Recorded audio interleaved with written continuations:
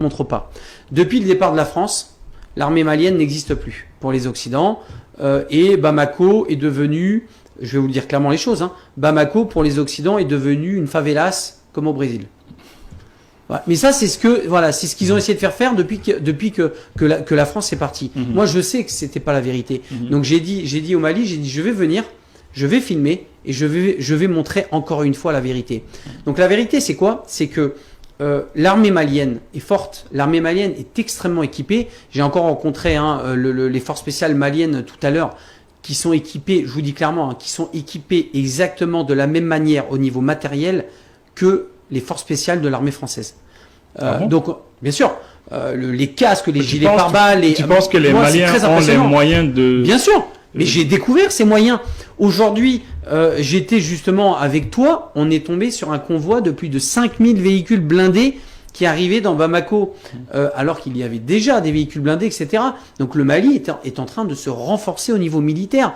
Le Mali, et attention, c'est pas des véhicules qui arrivent, qui ont 30 ans, des vieux véhicules et tout. Ce sont des véhicules neufs. Ce qu'on a filmé aujourd'hui, ce sont des véhicules blindés, neufs. On a même découvert, j'ai même découvert avec toi des véhicules blindés amphibies. Donc ça, c'est une première pour le Mali. Donc des véhicules qui peuvent donc aller dans l'eau et flotter dans l'eau. Ça, c'est un avantage certain. Parce que tu le sais, quand tu fais la guerre et qu'il y a un pont qui est exposé, etc., grâce à ces véhicules-là, tu peux continuer l'avancée, l'offensive, etc. Donc pour le Mali, ces véhicules-là sont extrêmement importants pour défendre Bamako et pour chasser ces djihadistes et tout ça au niveau du Mali, c'est extrêmement important. Donc aujourd'hui, je suis témoin que l'armée malienne est forte. Je suis témoin que l'armée malienne a les moyens de se défendre et le fait, et je vais le montrer. Parce que justement, la France, depuis qu'elle est partie, l'armée malienne n'existe plus. Pourquoi ? Pour elle, en fait. Bien sûr, pour laisser penser que l'armée malienne ne peut pas s'en sortir, elle ne peut pas se débrouiller sans la France. Et ça, c'est très grave. J'invite à tous les Maliens qui nous voient aujourd'hui, dès que vous croisez des militaires maliens, etc., montrez-les, mettez-les sur les réseaux, c'est très important. Bien sûr, si l'armée vous autorise, ne filmez pas non plus n'importe quoi, filmez ce qu'on vous autorise.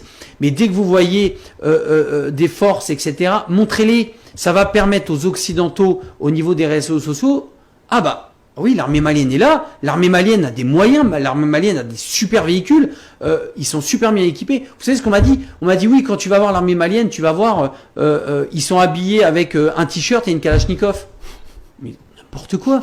J'étais encore avec eux tout à l'heure, ils ont des casques galets, vous savez, c'est des casques que les forces spéciales ont, qui sont très spécifiques avec un système audio, des gilets pare-balles force spéciale, c'est-à-dire avec des petites plaques vachement légères pour mieux bouger, des treillis, des armes de nouvelle génération. Ils ont un équipement excellent. L'équipement de l'armée malienne est excellent. Et je vais te dire la vérité, je m'attendais même pas à que ça soit aussi moderne. Que l'armée malienne soit aussi bien équipée, je m'y attendais pas. Donc c'est bien, il faut le montrer, je suis là pour le montrer, je vais montrer aux Occidentaux que l'armée malienne est très forte, mais pas que. Je vais montrer aussi que Bamako, c'est pas des favelas.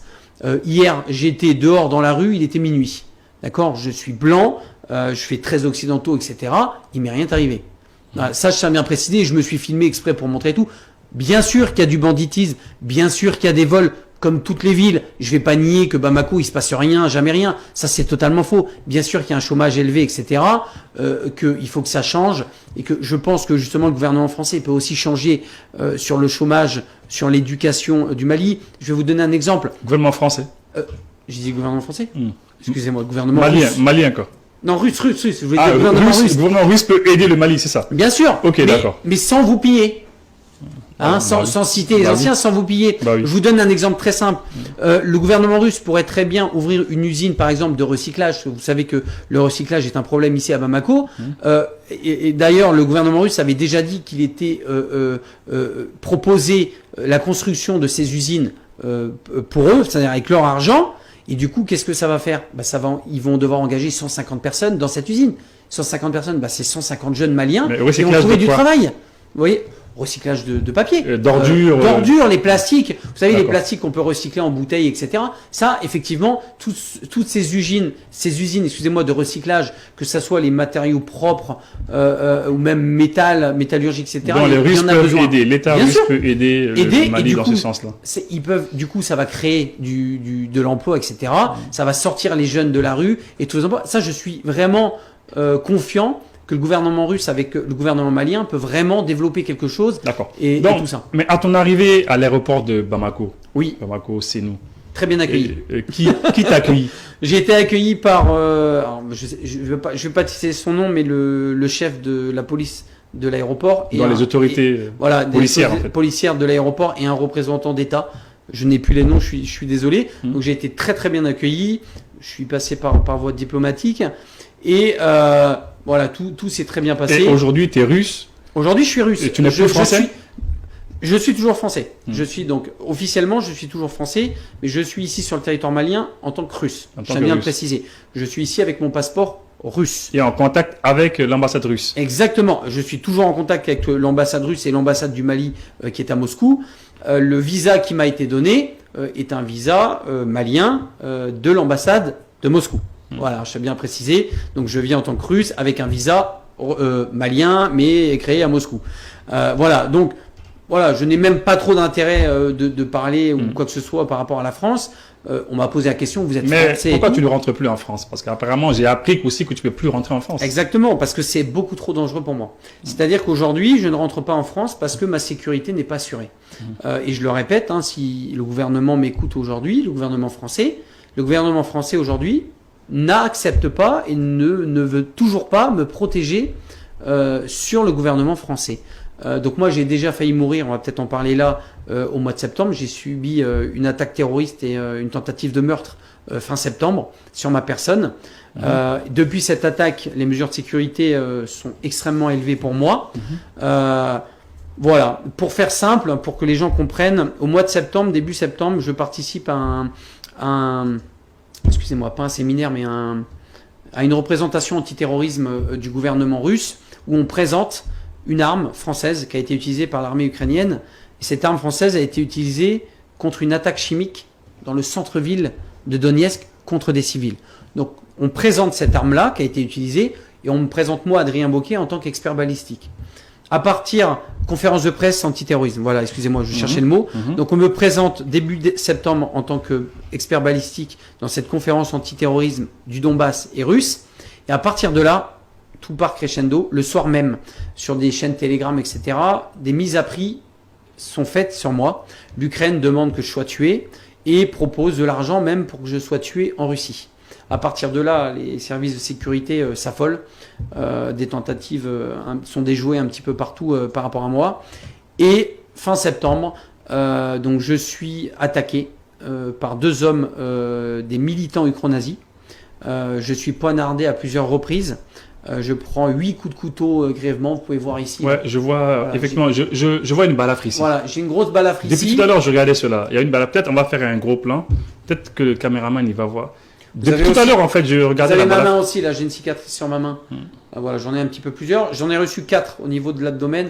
Bon, je vais pas soulever mon t-shirt, mais oui, non, c'est bon. Je vous laisse imaginer. D'accord. Donc j'ai pris une vingtaine de coups de couteau, 8 potentiellement mortels. J'ai survécu. J'ai réussi à ce moment-là à m'enfuir, etc. Et ça, c'était en Russie ou non, c'était à Istanbul. C'était à Istanbul. À la sortie de l'ambassade de Russie. La Turquie. C'était en Turquie, voilà. Donc j'étais à l'ambassade de Russie secrètement en plus. Donc j'étais en Turquie secrètement. J'étais à l'ambassade de Russie et quand je suis sorti de l'ambassade de Russie, j'ai été suivi. Et quand j'ai regagné mon hôtel, devant mon hôtel, j'ai été attaqué. Donc tout ça a été minement préparé. Et donc des militants ukrainiens donc sont passés à l'acte. C'est eux qui ont essayé de me tuer. Et quelques jours après, donc un agent du SBU de renseignement a été arrêté. Ils ont retrouvé tous les renseignements sur moi, passeport, billet d'avion, où j'étais à l'hôtel, etc. Donc ça pourrait laisser penser à un piratage. Mais en tout cas, on a la preuve que le SBU était bien derrière ça. Et maintenant, beaucoup de personnes se demandent aussi, est-ce qu'il n'y aurait pas un autre gouvernement derrière cette attaque? Notamment le gouvernement français, peut-être. D'accord, mais voilà. Donc, j'ai appris que tu es venu ici au Mali pour peut-être tenter de faire un reportage sur les événements de Moura. Parce qu'on a vu que dans la commune de Moura, il y a eu un rapport de l'ONU, de la MINUSMA. Donc, ils ont quand même fait savoir que l'armée malienne aurait tué 500 personnes, chose en laquelle nous ne croyons pas du tout ici au Mali. Avec Wagner. Voilà, avec Wagner. Et c'est ce qu'ils ont dit. Préciser, ouais. Alors, comment tu comptes faire ce reportage sur Moura et qu'est-ce que tu peux apporter en tant qu'expert balistique? Parce qu'il y a beaucoup de choses qu'ils ont eu à dire. Bien sûr. Alors déjà, je tiens à préciser que cette investigation sur Moura, je l'ai déjà débutée il y a plus d'un mois. Avec des contacts que j'ai ici et des contacts que j'ai directement à Moura. Et en fait, on s'est aperçu que les accusations de la France sur Moura, sur l'armée malienne, ne tiennent pas. C'est-à-dire qu'on s'est aperçu que des villageois ont été payés, on en a la preuve, que des villageois ont été payés par des Occidentaux pour répéter certaines phrases. Donc des villageois ont été payés pour dire qu'ils avaient vu des militaires maliens tirer sur les civils et ils ont entendu des blancs parler une autre langue pour dire Wagner. Ces gens-là ont été payés. Donc à partir de là, on s'aperçoit tout de suite que les témoignages ont été truqués, en fait. Et c'est là où c'est très grave, parce que les accusations qui sont portées sur l'armée malienne est extrêmement grave.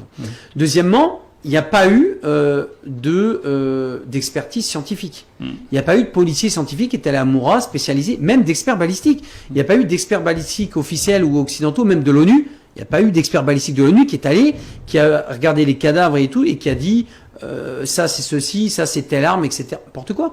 Moi, les seules choses que j'ai vues sur les accusations françaises, ce sont des témoignages. Donc, seuls des témoignages peuvent accuser l'armée malienne et Wagner. C'est très grave. Non, je suis désolé. On n'accuse pas un pays et toute une armée sur des simples témoignages. C'est complètement aberrant. Et en fait, quand vous creusez, vous apercevez qu'en fait, il y a eu des manipulations. Il y a des gens qui ont été payés. Il y a des gens qui ont menti pour des intérêts. Il y aurait eu des Américains qui seraient passés à Moura. Voilà, il y a des choses vraiment qui ne sont pas claires. Donc moi, je suis arrivé ici parce que j'aimerais me rendre à Moura vraiment le plus rapidement possible avec l'armée malienne pour justement vous faire profiter aussi de peut-être des identifications balistiques, de mon savoir-faire en balistique que je vais pouvoir faire sur place, mais aussi pour recueillir les témoignages des contacts que j'ai à Moura qui sont prêts à témoigner devant moi, des personnes qui ont vu des Occidentaux payer, des villageois, et certains villageois qui ont été payés accepteraient de me dévoiler qu'ils ont été payés pour mentir. Donc je pense que c'est très important vraiment que j'aille voir ces personnes-là à Moura. La seule solution, c'est que je me rende sur place pour aller voir ces personnes-là. Et après, effectivement, donc j'ai une spécialité de balistique. Je vais vous donner un exemple très simple. On accuse Wagner. Wagner ont des armes modernes, c'est-à-dire ce sont des nouveaux types de Kalachnikov. Ces nouveaux types de Kalachnikov, le calibre, c'est ce qu'on appelle, c'est du calibre, c'est du 5,45. Les anciennes Kalachnikov, par exemple, qu'ont les djihadistes au Touareg ou etc., eux ont des vieilles Kalachnikov d'avant 97. Et ce calibre, c'est un autre calibre. C'est un calibre 7,62 par 39. C'est le nom du calibre. Donc déjà, si on va sur place et qu'on identifie, bon, je pense que les cadavres, on ne pourra plus identifier les cadavres, voilà, c'est trop longtemps, mais il va rester des impacts de balles sur des camions, sur des maisons, etc. Donc moi, je peux encore aller identifier ces impacts de balles. Déjà, si on va voir le calibre, déjà, on va pouvoir peut-être retirer Wagner, parce que déjà, Wagner utilise que du 5,45. Donc déjà, s'il y a 10 calibres 7,62, on sait que Wagner n'a pas pu tirer. Vous voyez cet exemple-là. Donc déjà, on peut dire les Russes de Wagner n'ont pas tiré. Le calibre qu'on a là-bas ne correspond pas. Et après, il me semble qu'il y a aussi des mortiers qui ont été utilisés, des RPG. Donc RPG, vous savez, c'est des lance-roquettes. Des RPG ont été utilisés à Moura. Donc si j'arrive à retrouver des traces de RPG, normalement, l'armée malienne utilise un certain type de RPG, de modèle, parce qu'il y a beaucoup de modèles d'RPG. Si l'armée malienne m'aide justement à retrouver des morceaux, je pourrais vous dire si ces morceaux correspondent au lot qu'a l'armée malienne. Mais si on retrouve un lot qui n'a strictement rien à voir avec l'armée malienne, on aura encore une preuve irréfutable que les armes qui ont été utilisées là-bas pour tuer des civils n'appartiennent ni à l'armée malienne, ni à Wagner. Voilà à quoi je peux servir à Moura. Voilà pourquoi je me suis proposé à l'attaché de la défense justement d'aider sur cette histoire de Moura. Je pense qu'il est très important d'aller voir aussi justement, comme je vous l'ai dit, tous ces villageois et d'avoir la vérité sur qui a été payé, qui a payé. Parce qu'on m'a parlé d'Américains, on m'a parlé de Français. Tout ça, c'est très grave. Et moi, je pense qu'il doit y avoir une investigation sur ça. Cette investigation doit être faite sur Moura, c'est trop grave. Et il parle aussi d'images satellitaires. Alors j'attends de les voir, hein, les images satellitaires. Ils se sont appuyés sur les images satellitaires. Voilà, alors les images satellitaires, si c'est comme l'accusation que la France avait fait sur Wagner, vous savez, quand la France est partie, ils ont laissé un drone. Et effectivement, il y a eu une mise en scène qui a été faite, vous savez, de cadavres maliens qui avaient été enterrés, et le drone français a filmé toute cette zone. Effectivement, ils ont vu donc des personnes noires être présentes et des personnes de couleur blanche habillées en militaire. Mais sur les images satellites, ils ne peuvent pas prouver que c'est Wagner. On ne voit pas de patch. On ne voit aucun signe et aucune preuve d'appartenance que ces gens-là appartiennent à Wagner. Et moi, on va me dire, bah oui, mais si c'est pas Wagner, c'est qui? Les Français? Bah, peut-être, mais je dis, il n'y a pas que les Français. Il y a aussi les Américains qui sont blancs. Il y a la CIA qui sont partout en Afrique. Qui vous dit que c'est pas des agents de la CIA qui sont venus enterrer pour faire croire? On ne sait pas. Ça peut être Wagner, ça peut être la CIA, ça peut être la DGSE, ça peut être tout le monde. Vous voyez? Et le problème, c'est que là, les Français, je les ai vus, hein, ces images satellitaires, là, quand la France est partie, ont vu des Blancs habillés en militaire, enterrer des Maliens. C'est Wagner. Mais il n'y a aucune preuve qui dit que c'est Wagner. Et donc, ces images satellites qui à Moura, j'aimerais bien les voir parce que je les ai toujours pas vues, mais ça va être la même chose. On va avoir des gens. On ne pourra pas encore identifier ces gens parce que je pense qu'il n'y aura encore aucune identification sur ce qu'on appelle les patchs. Vous voyez, on arrive à identifier les militaires grâce aux patchs. Les treillis, maintenant, vous pouvez acheter des treillis du monde entier, vous habiller n'importe quand. Alors que les patchs, vous avez une appartenance. Et vous allez voir que je suis certain qu'il n'y a aucun patch sur les images satellites. Mais pour faire les expertises balistiques pour les choses comme ça, 500 personnes, combien de temps ça peut prendre? Parce que le rapport nous a semblé un peu court, un rapport de juste 7 mois. Selon toi, ça peut prendre combien de mois? Si c'est un rapport que balistique, là, ça va être très court parce que les cadavres, malheureusement, on ne peut plus les expertiser.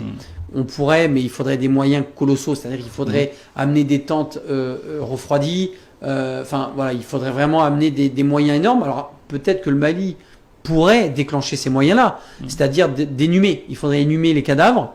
Non, mais eux qui accusent là, qui accusent, au moins ils auraient pu amener ces moyens pour vérifier tout ça. L'ONU, pourquoi l'ONU n'est pas venue avec des policiers scientifiques? Pourquoi l'ONU n'est pas venue avec des experts balistiques? Non, ils ont pris les témoignages des pseudo-images satellites. Terminé.